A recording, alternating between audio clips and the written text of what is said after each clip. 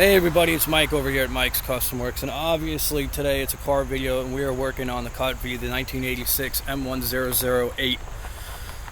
Okay, so the last video you guys saw on this truck was me replacing the kickdown solenoid and the filter and covering, putting was it RTV sealant on the gasket and the pan and putting it back up under the truck.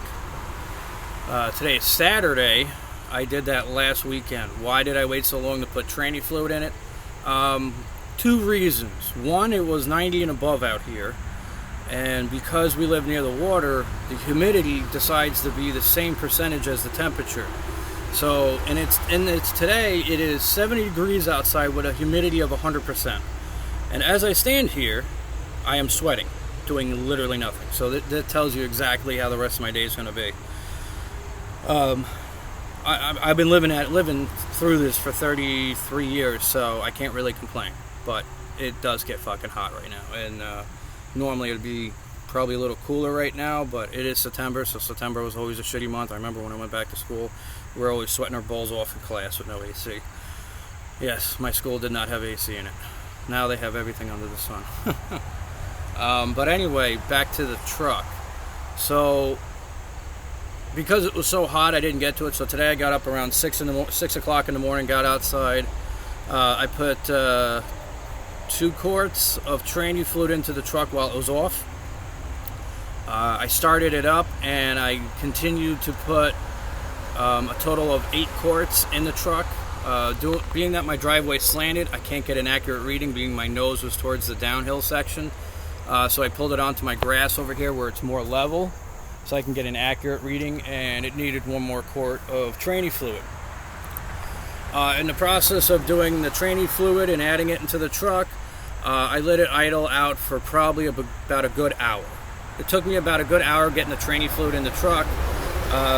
One reason only is because I kept getting distracted with the 9 million other projects that I have going on at my house, such as, you know, my smoker needs a cleaning. It has a funky odor to it. I left one of the trays with the leftover remnants of fat and grizzle from the last time I smoked, and I forgot to clean it out the next day, and it has like a funky, rotten fish smell to it. So I took everything out, I cleaned it, and today I'm running a full burn on it, which is basically I'm just running it hot so it burns and melts everything off, nothing's in there, and just adding wood chips, and it's just so I could reseason it, and that's it. So I was doing that in the process of other things. I was also feeding my my little farm animals too, so I got distracted with feeding them, and then tending to the crops and stuff. So you know, a lot of times I get distracted with shit like that, and then I got other things going on as well. You know, I had to move one of the trucks so I can get the army truck on the front lawn, because the other truck was blocking the entrance to get the truck on the yard. But anyway, when I got up to 8 quarts and I got back in the truck, I went up and down from park, reverse, neutral, drive, first gear, second gear, and first gear, and I went back up again to park.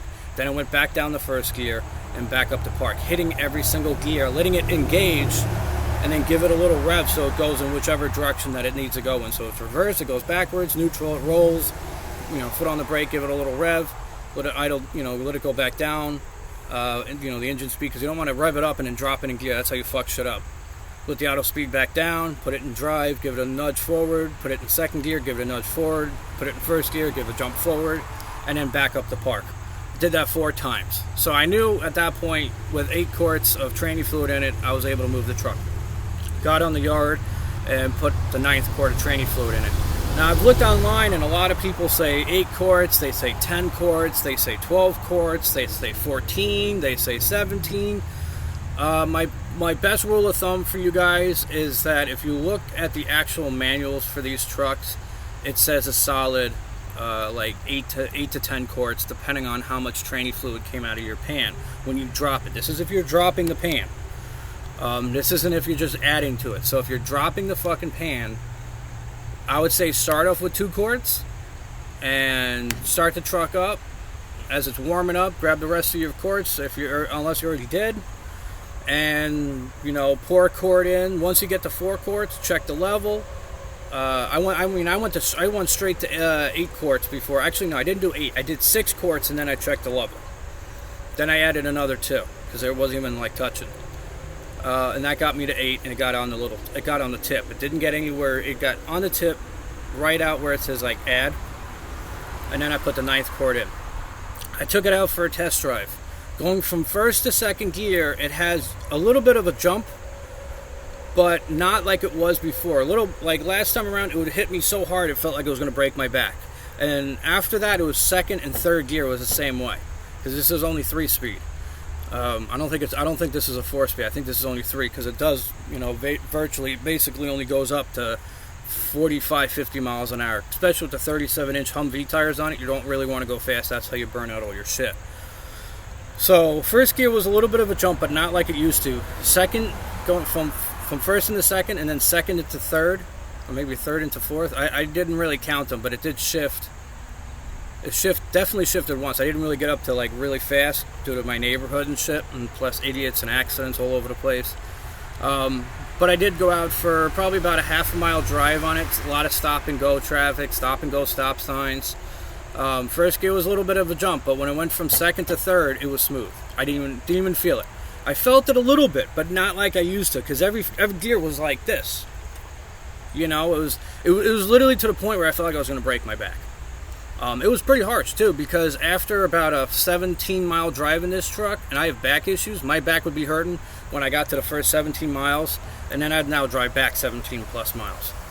Now, I think it was actually more than 17 miles the day I did. I think it was about a 100-mile round trip, and by the time I got home, I felt like I was crippled. I mean, I was in pain just trying to get home, and dreading traffic lights and accidents the whole way home, because I was in so much fucking agony. And that's just because of an old back injury from years and years ago. What else could I tell you guys? That's really about it. I don't know if it's leaking yet at all. I felt like it needed some power steering fluids. I went to go take a look at where my power steering fluid reservoir is, and if you guys don't know, you're going to know now. But it is right down in there, right outside the belts and all the spinning items. So I would say definitely, if you're going to check your power steering fluid, make sure the fucking engine's off. Because like I got it, I checked the tranny fluid, it was good. And then I'm like, where the fuck is the power steering reservoir? I'm used to it being like here on my Ram. It sits like right here. And I'm like, where the fuck is this thing? Does this thing not have a power steering reservoir? I'm like, what the fuck? And as I'm like looking down in the engine, I'm like, oh, that's a fucking convenient spot, isn't it? Right where you can chop your hand off. So please make sure your engine's off if you're going to check that. I do have some other things I want to do with this truck. I want to do the front and rear differentials, change the fluid in them. And I got some new hub lockers for this thing, because when I tried going off-road with them, the hub lockers, they kept unlocking on their own, which is really fucking annoying when you're trying to go through like really soft sand and mud, and and you got one wheel not locked and the other wheels are, and it's kind of like driving like a tripod. So other than that, the truck runs great. Everything else is really good about the truck. I've been really, fixing a lot of these issues that are with this truck that a lot of people that had it before me just overlooked and didn't do, because I guess they didn't really have the diagnosing ability to do so. And if you guys are wondering, if you guys are new to the channel and you see that filter that's on top of the oil fill filter, you can pick those up from hillbillywizard.com. They sell all the OEM parts that are needed for these trucks, so don't put a cap on there. It is supposed to be a vent filter that's on there, so make sure you put on the right part. I've seen a lot of people put caps on these things, and they're constantly in the forums complaining about issues, with vacuum leaks and stuff. I've never had a vacuum leak, and I run those things, and you change them like every oil change, and they're cheap too. Usually when I'm buying parts for like any of my square bodies, I'll usually have I have a thing where I buy 10 of everything. So I have like 10 air filters for the truck. I got 10 of those filters, 10 oil filters. I got like 20 gallons of oil for this truck. Actually, I got more than 20 gallons. Training fluid, coolant and stuff like that. Whew.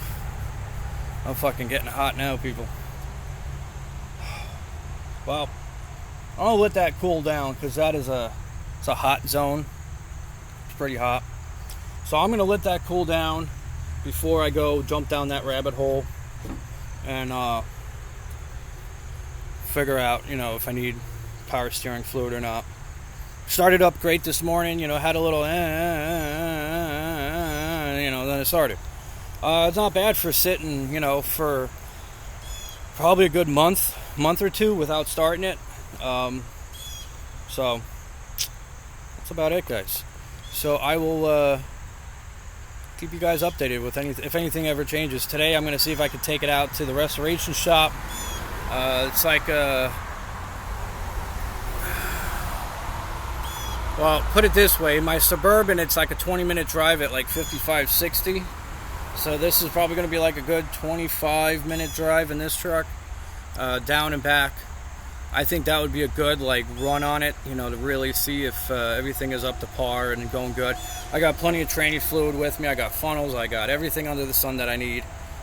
So plus if I need something when I get there, you know, my buddy can help me out. So anyway, guys, that's the end of this video. I hope you like, subscribe, share it with your friends. Stay tuned. If you have any questions, please ask about these trucks. We all are learning together, and I've learned a lot on this truck. So, and look what it did to my driveway. I mean, it doesn't matter. I work on vehicles in my driveway, but this is from when the truck was parked up further, and then when I pulled it down lower. That's all the training fluid that's soaked in my driveway. That's nuts. It really is. And that's all the training fluid I use. And that's the other thing too, you want to make sure you use the right training fluid.